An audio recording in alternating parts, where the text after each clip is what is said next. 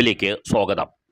നമ്മുടെ വീടുകൾക്കും കെട്ടിടങ്ങൾക്കുമൊക്കെ എല്ലാ വർഷവും നമ്മൾ തദ്ദേശ സ്ഥാപനങ്ങളായ പഞ്ചായത്തിലും മുനിസിപ്പാലിറ്റിയിലും കോർപ്പറേഷനിലുമൊക്കെ അടയ്ക്കുന്ന നികുതി വസ്തുനികുതി എന്നാണ് പറയുന്നത്. പ്രോപ്പർട്ടി ടാക്സ് കെട്ടിടത്തിന് വേണ്ടിയുള്ള നികുതിയാണെങ്കിലും ഔദ്യോഗികമായി തദ്ദേശ സ്ഥാപനത്തിൽ ഇത് പറയപ്പെടുന്നത് വസ്തുനികുതി എന്നാണ്.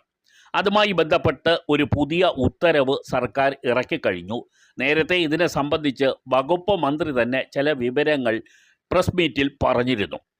ഈ പുതിയ ഉത്തരവ് പ്രകാരം വീടുകൾക്കും കെട്ടിടങ്ങൾക്കുമുള്ള വാർഷിക വസ്തു നികുതി മുൻകൂർ അടയ്ക്കുകയാണെങ്കിൽ 5% ഇളവ് നമുക്ക് ഇനി മുതൽ ലഭിക്കും.